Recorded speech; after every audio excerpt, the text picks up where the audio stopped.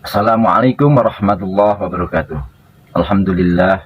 Allahumma sholli ala sayyidina Muhammadin fil awwalin wa fil akhirin wa fil nabiin wa fil mursalin wa fil mala'il a'la ila yaumiddin.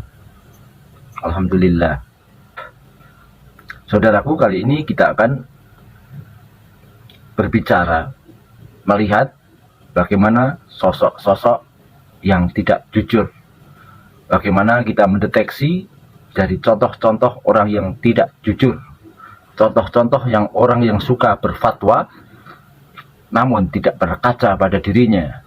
Ya, konteks pada video kali ini kita mengambil contoh yang lagi hangat, yaitu pada contoh konteks polemik nasab Ba'alawi.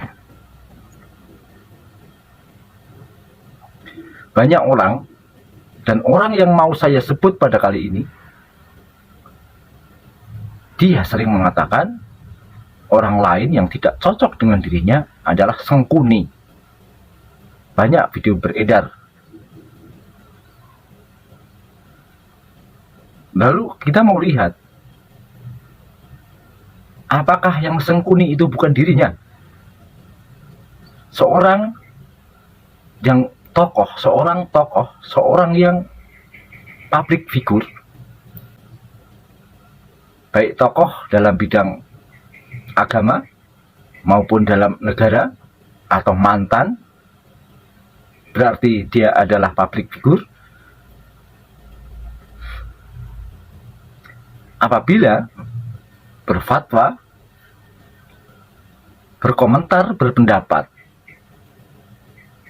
sebaiknya dan selayaknya adalah dengan kejujuran, dari kejujuran dalam nurani yang paling dalam, dari kebersihan hatinya, dari keadilan, bukan dari kebusukan dan kepentingan hawa nafsunya.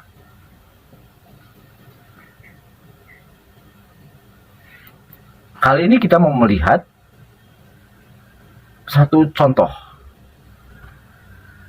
yang menguntungkan dirinya, dia ambil, yang tidak menguntungkan dia tolak. Contoh yang berhadapan kali ini, misalnya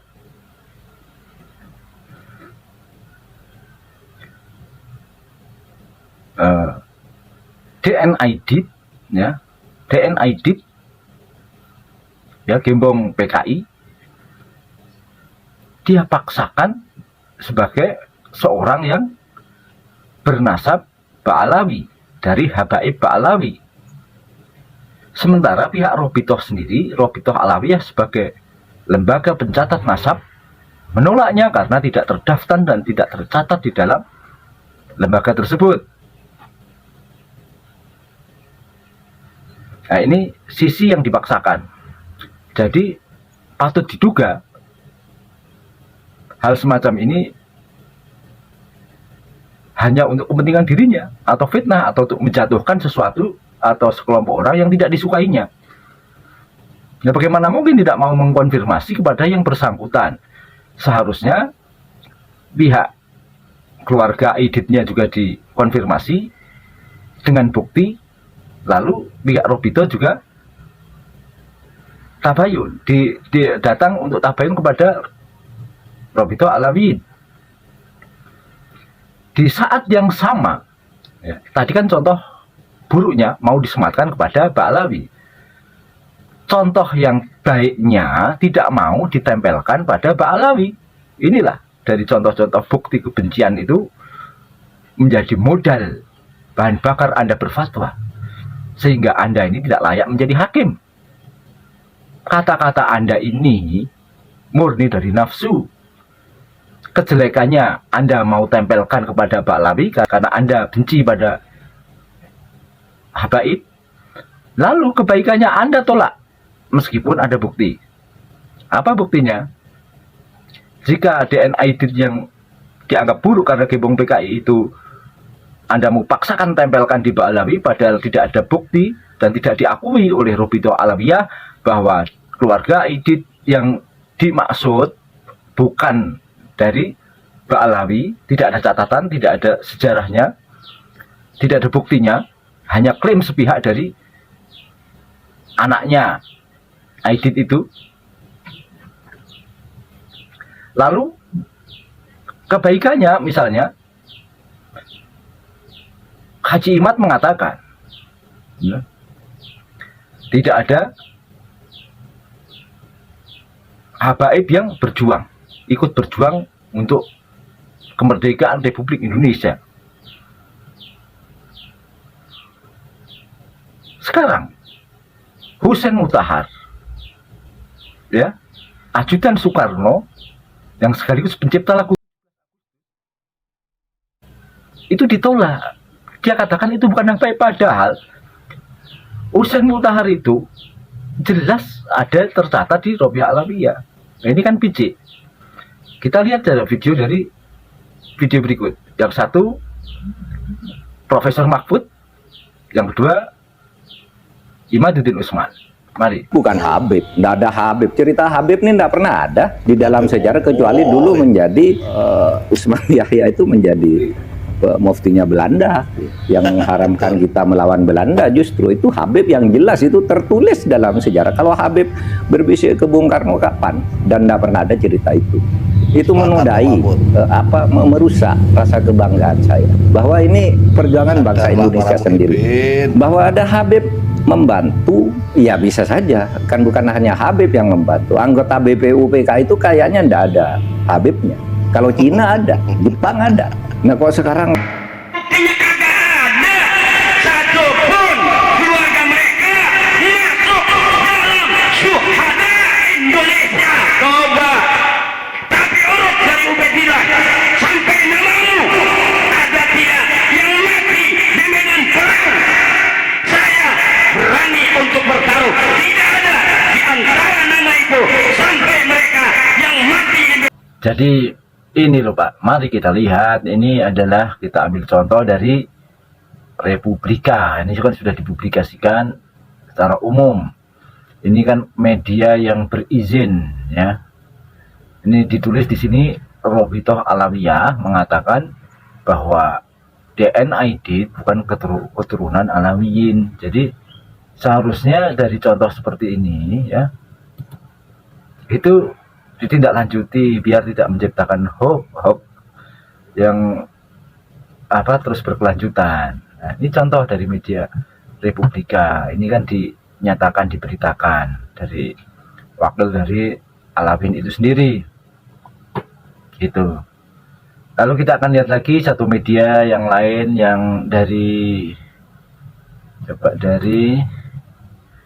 nah ini dari Liputan 6. Dari Liputan 6, tajuknya adalah 5 Habib pejuang kemerdekaan Republik Indonesia, pencipta lagu Hari Merdeka hingga perancang lambang Garuda. Di sini dikatakan, ini kan hanya sampel ya, jadi 5 Habib gitu. Ini berita Liputan 6. Nah, siapa saja itu Liputan 6? Mari kita lihat di berita Liputan 6. Siapa itu yang 5 orang itu Habib yang ikut berjuang. Nah, ini disebutkan Habib Salim bin Jindan. Apakah nggak tercatat? Apakah Anda nggak paham, nggak ngerti? Ya, ini Habib Ali Witang, ini nomor 2 nih, ya. Lalu kita lihat lagi, siapa yang ketiga? Ini cari sendiri, browsing sendiri, atau nyari bukunya, atau datangi ke monumen-monumennya, ya. Siapa itu sosok beliau biar paham. Yang ketiga adalah Habib Idrus bin Salim Al-Jufri. Nah, itu di situ dimuat tuh. Nah, ya siapa sosoknya? Kamu lihat sendiri gitu loh. Kita lanjut. Yang selanjutnya yang keempat adalah Syarif Hamid II, ya. Ini ya. Syarif Al-Qadri ini ya, dari Pontianak. Ini yang termasuk salah satu perancang lambang Garuda. Nah, dan yang kelima adalah Habib Hussein Mutahar. Ya, ini ya. Habib Hussein Mutahar ini yang viral ya. Ini adalah salah satu pencipta lagu Hari Merdeka. Nah, tadi saya ralat bukan 17 Agustus tapi pencipta Hari Merdeka, salah satu pencipta Hari Merdeka, gitu ya. Jadi itulah salah satu berita yang sudah umum. Masa sekelas tokoh bangsa, seorang yang profesor tidak tahu? Nggak mungkin kalau anda ini nggak tahu. Tapi kalau menyembunyikan informasi, saya percaya ya kemungkinan ya. Itu loh, sudah umum kok itu. Bilang nggak tahu. Nah, ngapain saja anda tinggal di istana atau sering dolan ke sono ngapain gitu loh. Itu contohnya, contoh dari orang yang berbohong, yang kemungkinan berbohong, yang enggak jujur, menyembunyikan sesuatu, ya, dan bahkan cenderung fitnah. Dan perlu diketahui bahwa hoax itu diciptakan dari orang yang berkuasa, dari orang yang punya kekuatan. Karena kalau orang kecil itu nggak bisa menciptakan hoax, karena apa? Nggak ada pengaruh, nggak akan viral.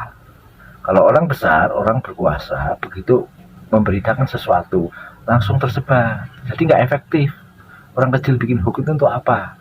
Pasti orang punya kapasitas yang besar, dengan maksud tertentu. Jadi perlu kita catat bahwa kepintaran seseorang atau jabatan duniawi seseorang, mau setinggi apa dia, mau jenderal, mau presiden, mau menteri, atau orang yang punya gelar doktor, profesor, atau yang pol mana, atau yang bisa baca kitab apa, itu bukan jaminan. Semua kitab, ribuan kitab dia udah makan, nggak jaminan. Karena ukurannya dari kebersihan hatimu. Sudah menjadi rahasia umum, tercatat di dalam sejarah, banyak dokumen, Anda tolak, Anda picik ketika hanya mengambil keputusan yang menguntungkan diri Anda, yang menuruti nafsu Anda. Kalau menguntungkan bagi Anda, cocok buat Anda ambil. Yang tidak cocok, Anda dustakan. Tidak layak orang seperti itu menjabat. Orang punya wewenang untuk menghakimi. Yang punya jabatan yang strategis enggak layak. Rawan untuk ngaco. Kemungkinan besar akan tidak adil. Jadi ketika Anda sematkan, kalau dulu Anda sematkan kepada Profesor Amin Rais Sengkuni, ya bagaimana dengan diri Anda? Sengkuni enggak dirimu. Begitu. Orang nggak ada yang sempurna. Tapi seorang pejabat publik malu kalau terlalu pici. Zaman digital, jejak digitalnya itu kelihatan, bisa dilacak. Kok yo radisin makan gaji dari rakyat, kan? Ngomongnya sesuai yang nanggap. Kalau dulu zaman aku kecil ada namanya tukang ledek ketek, paham nggak? Ledek ketek itu dia ditanggap dan menari apapun, kayak pengamen itu mau request lagu apapun dia turuti. Nah, apakah layak seorang tokoh yang katanya ini cerdas, katanya punya pendidikan tinggi, katanya ngerti agama, yang kadang khotbah pakai jubah, apa layak menirukan seperti ledek ketek? Nggak pantas. Kalau cuman sesuai orderan nggak pantas. Ukurannya adalah hatimu. Jujurlah pada dirimu sendiri, belajarlah ikhlas. Jadi itu cuman ngaduk-aduk, masalah menjadi besar. Itu cenderung kepada fitnah. Naudzubillah summa naudzubillah min dzalik. Semoga saja tidak nular kayak seperti itu. Demikian wallahu alam. Wallahu muwaffiq ila aqwamit thoriq. Assalamualaikum warahmatullahi wabarakatuh.